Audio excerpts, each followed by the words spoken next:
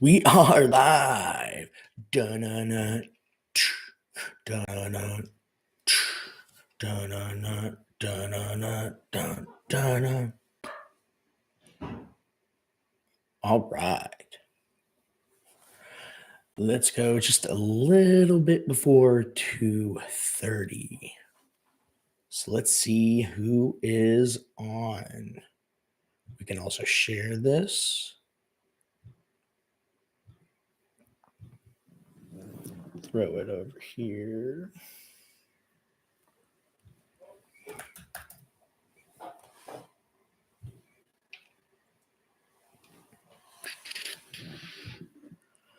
All right.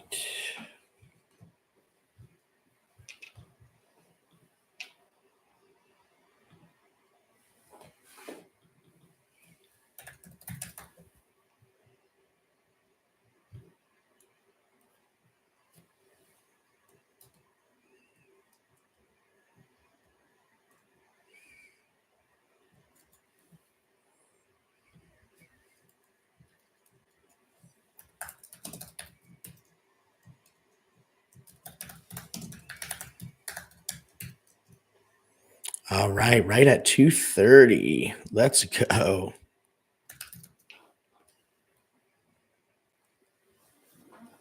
Sending that in to everyone else. All right, let's see if we can get on here.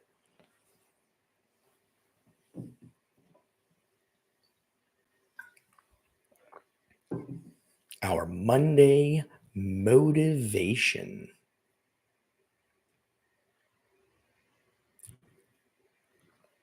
Who do we got?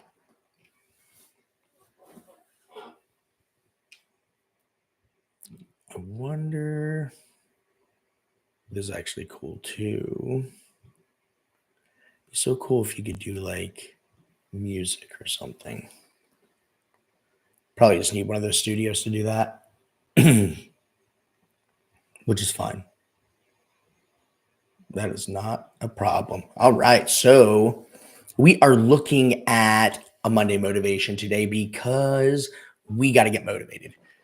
Reason we got to get motivated is buyers and sellers are out in full force. If you haven't seen it, it's here and it's time.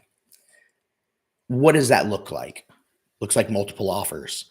It looks like when you're showing up to a house, there's other people touring it. There's people waiting for you right behind you. That's a clear indication that people are here in full force.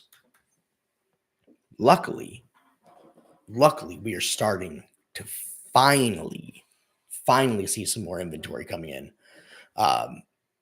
It has taken a while, but what we're seeing is more activity, and it's giving us more life and more energy.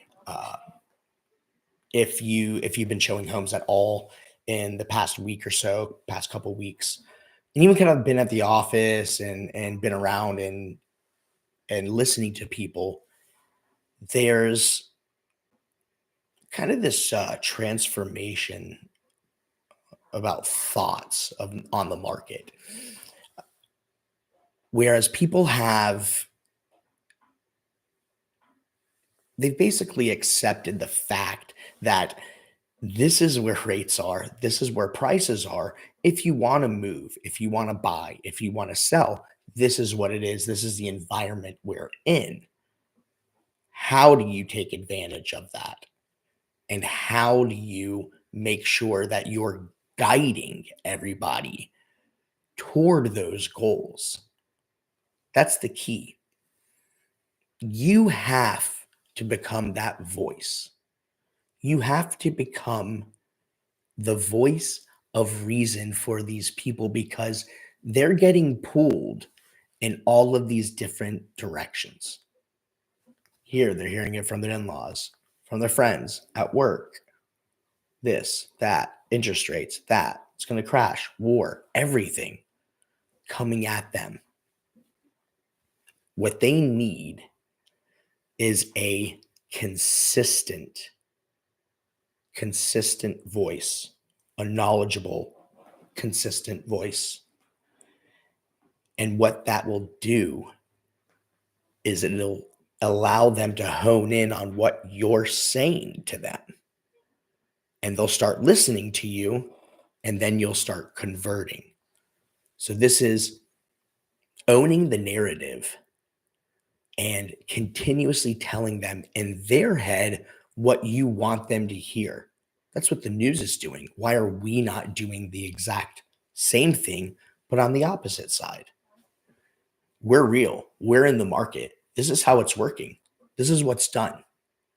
This is how it works. This is what I'm seeing. That's what they want to see. The live videos, the stories, the reels of you going in and out of houses, showing unique different things. That's what they want to see. You're controlling that narrative, but you cannot control the narrative with other people if you are not controlling the narrative within.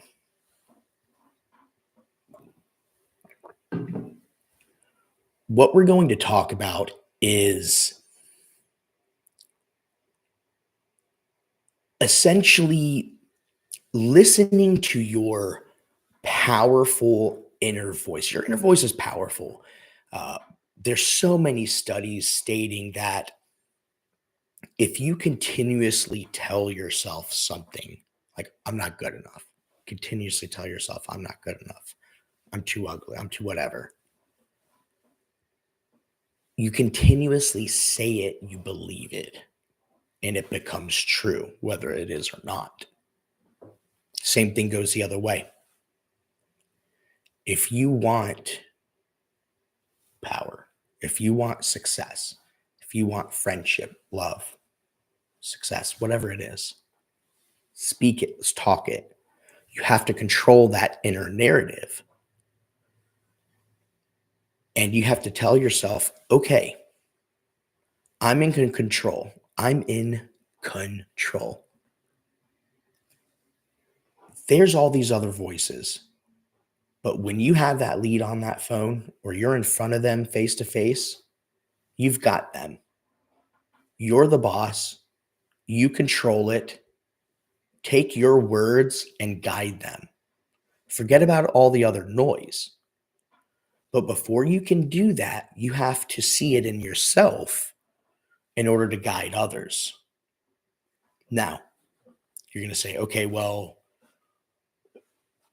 where do I start? How do I control the narrative, the powerful narrative within me? Well, let's talk about mindset. Internal dialogue. We all have an internal dialogue. So what we need is we need our talking points and we need our information. And that leads to learning. You've got to know what's going on in the market. It's a quick Google search. Google Atlanta real estate, click on news, see what's going on. Understand what's going on with interest rates so that you know that for some reason, interest rates went up last week, but now they're trending back down. Know the average interest rate. I've got to look right now, probably around 6.75, something like that, 6.5. So knowing those talking points and understanding, saying, hey, this is a really good time because not all of the buyers are in the market yet. They're waiting, they're here, but they're not fully in yet. And for whatever reason it is, maybe they're waiting for school to be closer to being done. Maybe there's relocation. So you have to understand what your inner dialogue is going to be in order to be able to project that onto them so that you can control that voice. Because remember, they're hearing it constantly. Even if you don't watch the news, you're getting it. Facebook, Instagram, subconsciously through advertising, if you listen to music, people are getting that constantly. Interest rates, no inventory, all of this. Now You come in and say, hey, listen, I know of inventory that's coming up. We've got to go take a look. If you want to beat out everybody, you need to go now. We need to be buying now. You're controlling that narrative with your expertise. I was with my buyers this past weekend. There were 50 showings at this one house. We could barely get in. Cars were lined up down the street. That was in a little bit lower price point than we're looking in. This is coming. Be prepared. Have your talking points ready. If you need to practice talking points, do that with somebody. It's actually a really great way to do it, especially with a accountability partner. So controlling that narrative starts with you understanding what you're going to say in these certain situations. Not that you have to have canned responses, but after being in the business for a long enough time, I've understood that you're going to continuously have very similar conversations when it comes to getting deals done.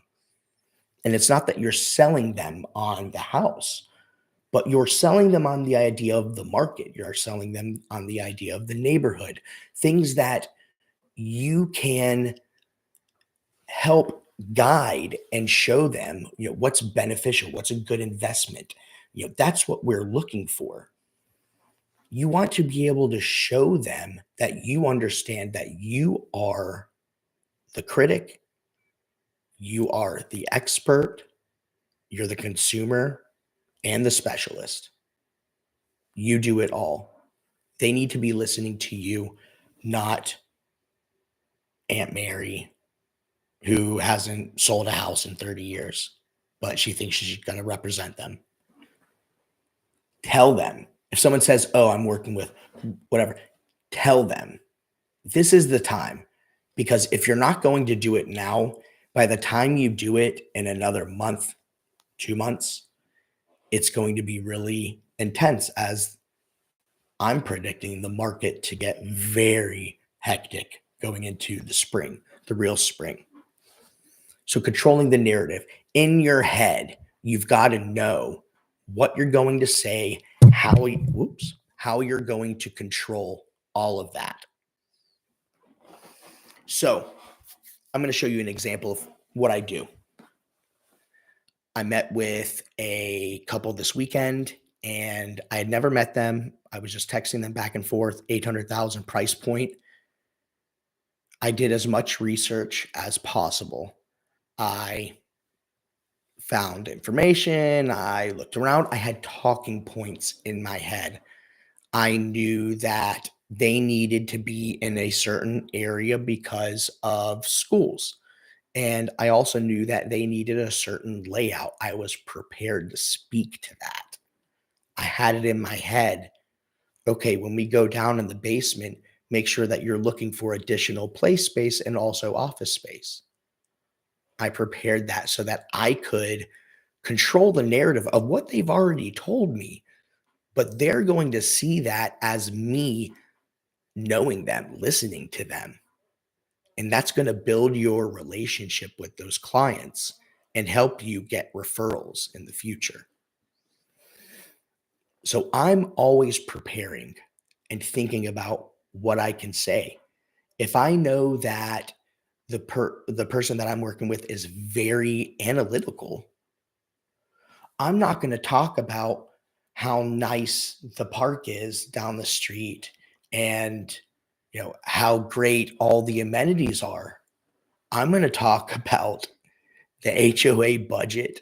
I'm going to talk about the investment potential for this property, whether you can rent it, any types of restrictions. If they're really serious about certain ones, you can even pull comps and be prepared. You are controlling the narrative by being prepared, even with someone who typically wants to control it.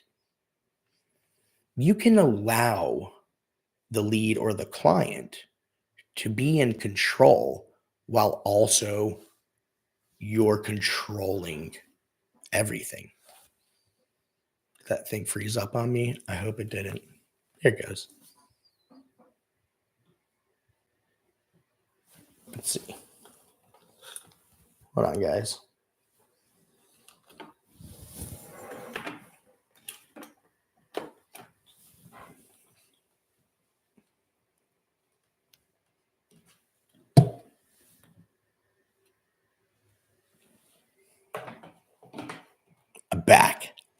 There you go. I don't know why. They didn't like that. Lost my train of thought, but we were talking about controlling the narrative. Oh, yeah, being prepared. Know your audience. You've got to own that. You can't kind of have it in the back of your head what you're going to say. You'll be like, oh, well, the investment potential is great, great here. Well, why? Understand why. Know why. Are there a lot of rentals in the community? Is there a small rental cap?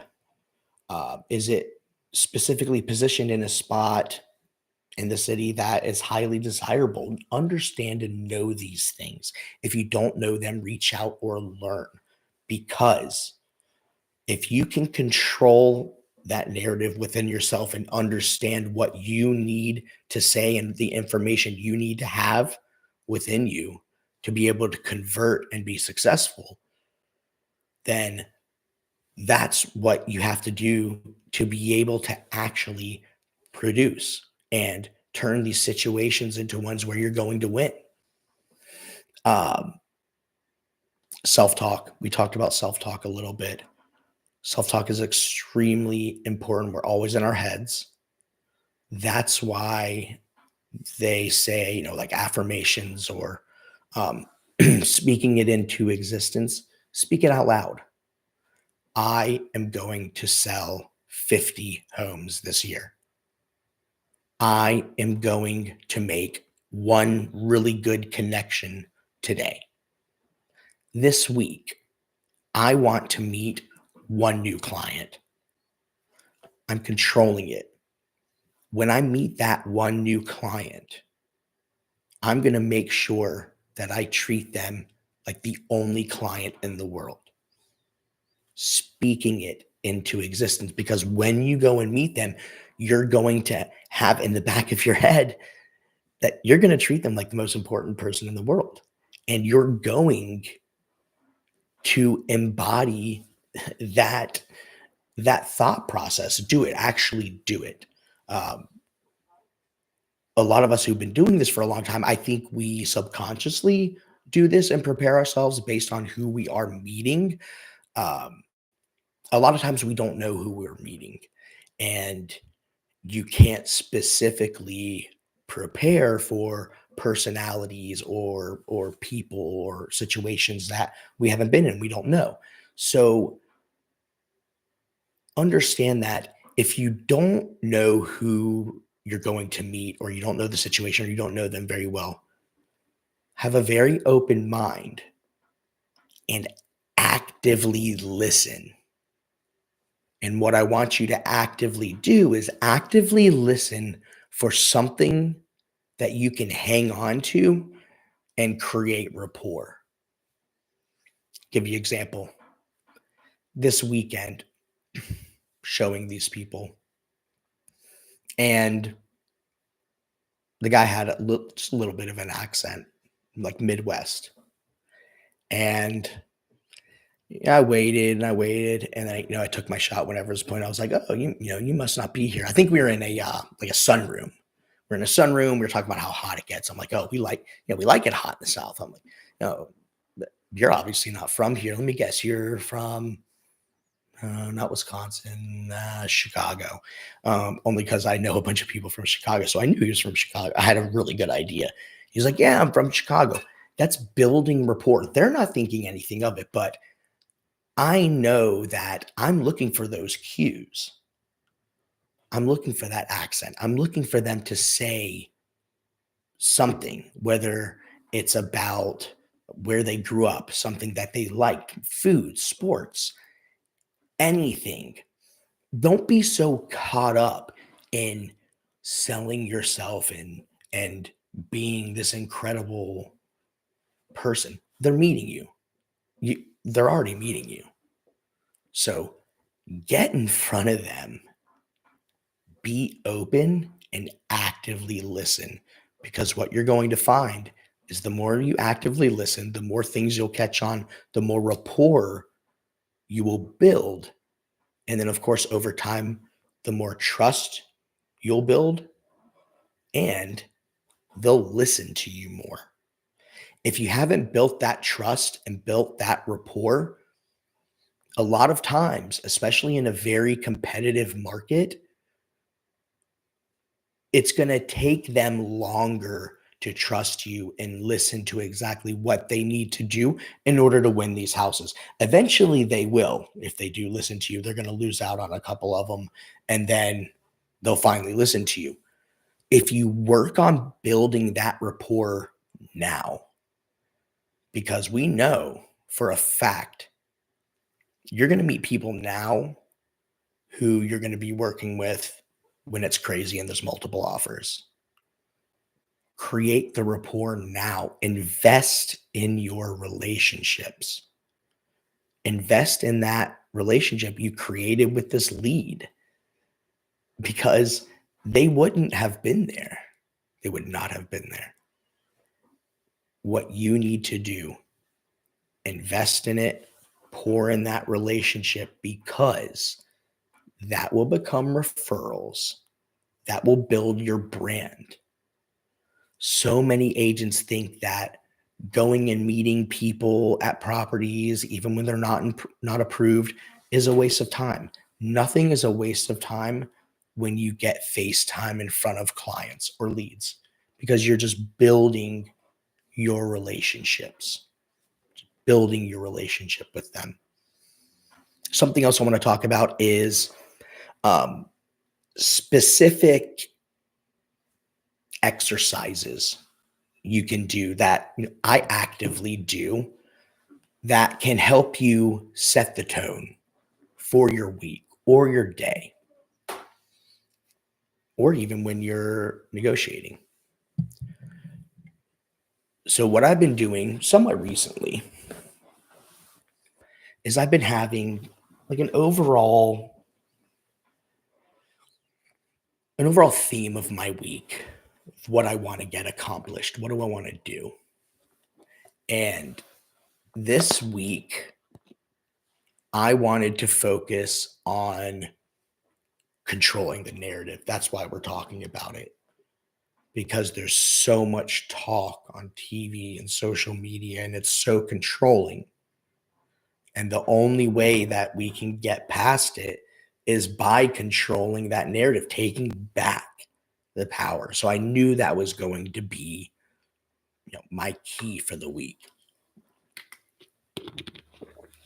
So what I'll do is I'll take my journal. It doesn't have to be a regular journal, or it doesn't matter if you journal. It can even be a piece of paper. It doesn't matter. As long as you're writing it, write it down. Don't type it, write it. Whatever your idea is for the week or whatever your thought is. So I'm going to do, inner voice, inner narrative, self-talk, negative self-talk, self-doubt, courage, all of those things. I'm going to write these words down because this week, there's going to be all this other stuff coming at us as usual. There's always all this other stuff coming at us. But if we can set the tone for our week with a topic or an idea, uh, another idea is, instead of mine's kind of more of like a holistic controlling narrative, but you can focus yours on listings. This week is listing week. What I'm going to do is, and write this stuff down, write these actionable goals down. I'm going to write 5 letters a day to homes in my neighborhood that could potentially become listings. Maybe the people have lived in them over 20 years, or maybe they bought in 2016. If you bought in 2016 right now, you probably have life-changing equity. You can tap into those. So if your thing's going to be listings and you want to send out 5 letters a day, well, you've got to prepare. You've got to pull the addresses. You got to figure out what you want to pull. You got to figure out what you want to say. You got to figure out who you're talking to. Are you talking to People who are downsizing? Are you talking to, uh, that first time buyer who is just buying and they need to move up? Uh, are you talking to someone who's been wanting to sell their house for 4 years, but there's nowhere to go? Do a little bit of research because I don't want you to be generic. We have to capture imaginations. We have to capture their attention. And we've been talking about this so much because it's difficult. It's difficult to capture people's attention. It's difficult to keep them hooked there. Social media literally shows you the analytics. It shows you how long people watched your video and then when they left, or how long it was until they scrolled, or if they went to the next story, or if they shared it with somebody. We have all that insight. We've got to capture it. It can't be generic. So we have to be able to capture people's attention. How do you do that? Do that with facts. Do it with information, calls to action. Rates are dropping this week. Get in before the entire spring market. It's, it's easy. It's a quick story. If you see something in the news, reference it and talk about it. That's you gathering that information and you're controlling the narrative. You're subconsciously doing it because you're filling yourself with information you're learning and you're conditioning yourself to be able to project that onto leads and clients. Um,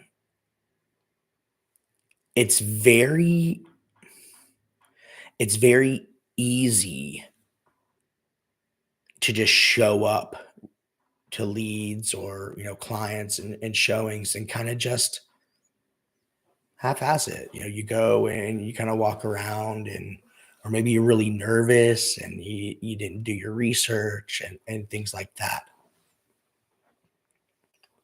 Take control. You're here for a reason. They're in front of you for a reason. You got them there. Let's take control and let's guide them.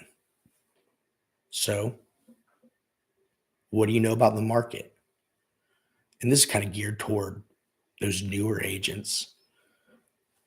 What have you been hearing at sales meeting? When you come to sales meeting, make sure you take notes. We give you all kinds of little nuggets. Talk about the rates, talk about the inventory, talk about what's going on with the economy. Did you know that consumer default on credit cards and auto loans is as high as it was in 2008? Real facts. Fascinating. What does it mean? I don't know. People have a bunch of equity still. So if you start to start to miss payments, you can always just sell. But it's interesting, those are things where if you have clients that are interested in business and the economy, and you can tell typically who those people are, have those conversations. You don't have to be an expert. There's nothing wrong with having a conversation and not knowing everything about it. That's called being humble.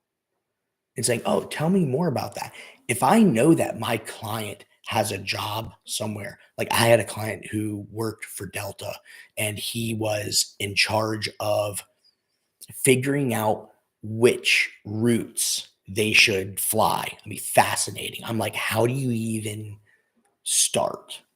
He was like, well, actually, what we do is we have this software and it does these projections and that kind of stuff. Because I was showing interest, I mean, I'm actually fascinated, but even if I wasn't, because I was showing interest, I was creating that relationship and creating that rapport with that client. And subconsciously, I'm controlling that narrative because when they speak to me, they're going to know that I genuinely care about them. I genuinely care about what they're saying. That lets their guard down and allows you to come over top and be that guiding figure. You have to think about it in this perspective because what we do is so psychological. I mean, you have to overanalyze everything, but have an understanding of interactions and how to interact with people. You are your worst enemy. You're your own worst enemy. That's what they always say. Your inner doubt, your inner self talk. If you're doubting yourself, stop. Do the opposite. And as agents, we're doing the same thing with our clients. They're continuously hearing this negative, negative, negative in their head about news and war and rates and all that stuff. Give them the positive. People crave that positive information. What's good about it? The economy is really good. Jobs are up. Looks like we're going to have a lot more inventory. Relocation has already started. We're already seeing people coming from all over the place. Also, people leaving. We're seeing those listings popping up. Have some data behind you. Know that if you're going to show in Marietta, pull up data from Marietta for the last month. Say, this is what the trend is. This is what's going on. By you just giving a little bit of that data, you're going to show that you're that expert and they're going to continue to listen to you because what you have to do to be successful in this market is you have to control the narrative with your clients. If you let them push you around, you will not win and you will not be successful. It's going to be painful. You're going to piss some people off. I do it all the time, but you have to fight for yourself. This isn't charity work. You've got bills to pay. If people are going to waste your time, then you need to call that out and say, hey, if you're not serious about buying or selling in this market, get out of my way. You don't have to say it that way, of course. Some people probably would. But I don't want to weigh in on to the next one because there's so much opportunity. You have no idea how much opportunity is coming up in the spring and in the summer. And then as we go forward, right now is the time to be preparing yourself, gathering this information, get your talking points together, practice them, write them all down, do different situations, do different types of people. You can say, this is a newlywed couple. These are kind of the talking points we're going to talk about. Oh, they're always talking about, having people come to visit. Well, they may want that extra bedroom. If you're talking to people who are downsizing, you need to discuss primary bedrooms on the main and how there's a lack of them in Atlanta. And just historically, Atlanta has not been one of the cities that has a lot of them. Uh, be prepared. If you have clients who have a bunch of kids, talk about the area parks, know about the little league stuff, have an understanding of the schools. You don't have to steer them or anything, but at least have some general information that when they ask or you can provide that information, what it's going to do is it's going to continue to build your relationship with them. If you do not think about all of these interactions with these people as relationships, if you don't think of them as relationships, yeah, you may sell some stuff, but you're not going to build a really beautiful business. What you have to do is dig in with both feet, both hands, and you have to grind and you have to get face to face with people and create relationships.